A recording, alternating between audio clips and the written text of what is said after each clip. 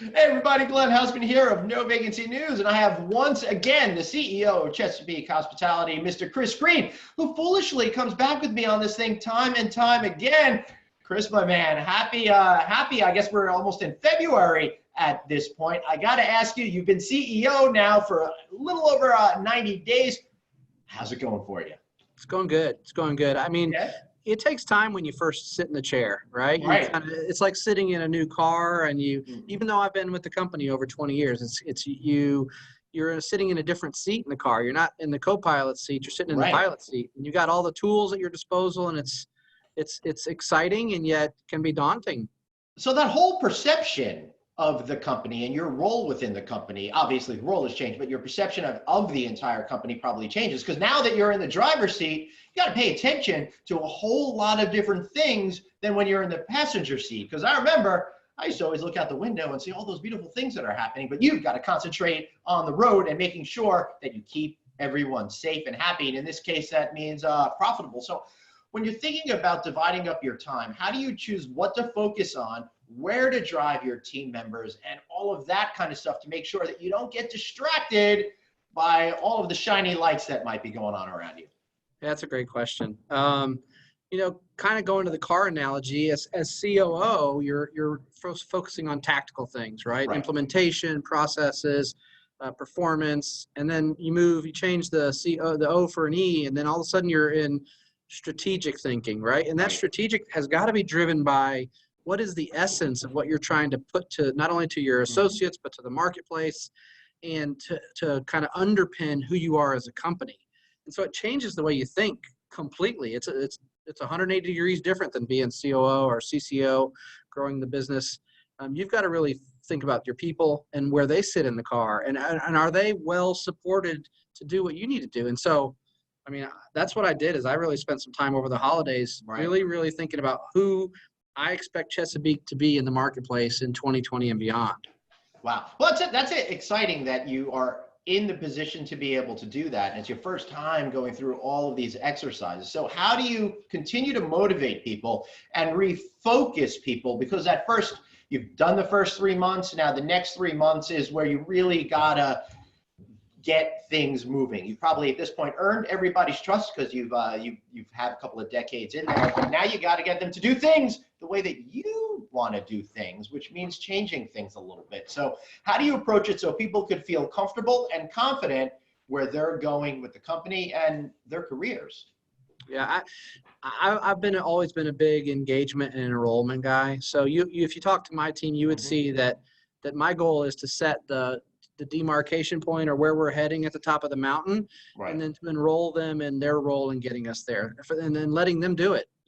Setting very high level strategic goals, and letting them know that they're the professionals that I trust to get us there, whether it's finance or accounting, or HR or development, whatever that role is, that I trust them and their leadership in kind of building the wall in their department to make sure we get where we're going. And honestly, when you enroll people, this is something I've learned. When you enroll them and they get to do what they love and they're best at, it's not hard to get them excited about it. Right. Yeah, that makes a whole lot of sense to me. But then how do you differentiate between spending your time thinking about that long-term stuff that you must focus on without ignoring that day-to-day element of it? Because that to me seems like a big challenge of any particular CEO. You don't want to get in the weeds on the day-to-day stuff, but you gotta keep an eye on the store. But you also have to make sure that that store is going to be open for years to come. Yeah, so to me, it's as simple as using today's technologies in a way that provides actionable and measurable data quickly, and that's easily digestible, right? Right. It's a system-wide scorecard of whatever the health of your organization is, that's very easy to understand, identify, and take action on. And that's Right. something that we've been building out for a couple of years that we've got, I feel, really good handle on. So in the first 30 minutes of my day, I can see the health of our organization. Right. And then I can move on to the things that matter. I've spent today in 4 or 5 strategic conversations with department leaders, and I feel like that's where my time is best spent. It's helping them to understand how they fit, where we're going, how they can help us achieve, what it is we want to be in the marketplace. So. Right. I'll be honest with you, Chris, that also sounds kind of fun to be able to do that. I love it. Yeah. Here, I don't know. I think I've shared this. My favorite job in the hotel business is being a GM of a hotel. Right. And, you know, if you're out there and you're an AGM or you're a director of F&B, being a GM is awesome. All those other roles are awesome too, but being a GM is great because you get to spend time doing the same thing as a CEO. You Right. determine what part of your business you spend time in every day and what matters most for that day. Do you need to be in sales or do you need to be in the kitchen or do you Right. need to be in housekeeping? And all of those, and that's, to me, that's where my energy level gets ramped up and gets fired up. It's just spending time with smart people and being curious about our business and learning and grow. It's fun. Yeah. How do you make sure that you stay curious all the time?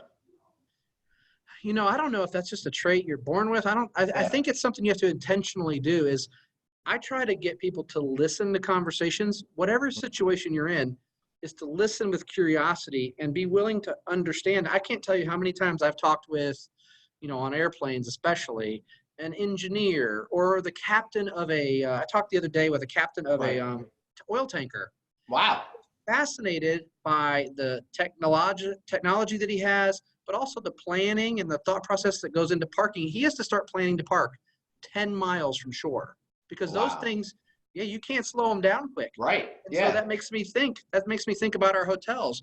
When we see an impending downturn in the business, are we thinking about that 10 miles from shore? Are we thinking of it when we're at the shore and we're about to hit the dock? Yeah, and I will tell you, based on my experience knowing Chris, he's been planning on this for 20 miles before shore, even before it came into focus, because you've got to keep that strategic mind open. All right. So again, you've been CEO for a little more than 3 months. You're learning stuff every day. Is there one thing that's more notable of a thing that you've learned than all of the rest out there? Yeah, you've got to take time to really sit and think. You've got to carve out time to Right. be quiet. And whether you're reading something by somebody smart or you're spending time just kind of thinking about your business, you've got to carve out some time because I promise you, as your roles increase, the level of expectation on your time increases by tenfold. And so if you don't literally schedule time to take some time for yourself, whether it's working out, playing tennis, you know, whatever, something, Right. you can lose control of your time. Right. I think that's an absolute perfect answer and really detrimental to my ego because everybody keeps telling me I got to get back to the gym, Glenn, get back to the gym. You You and need me to have both, that buddy. quiet time, right? We're going in opposite directions here. I'm gaining all the weight you're losing here, Chris. It's great. It's killing me. It's killing me. All right. So I think that's a great lesson for all of you out there to take away from this conversation. You know, Chris, congratulations again on all the stuff that you're doing. How can we find Chesapeake Hospitality? We're easy to find on the web at ChesapeakeHospitality.com. Thanks, Glenn. Thank you. So for Glenn and Chris, I want to thank you guys for watching No Vacancy News. I love sharing all of this great information with you, especially coming from Mr. Chris Green himself, CEO of Chesapeake Hospitality. We'll see you next time on NoVacancyNews.com.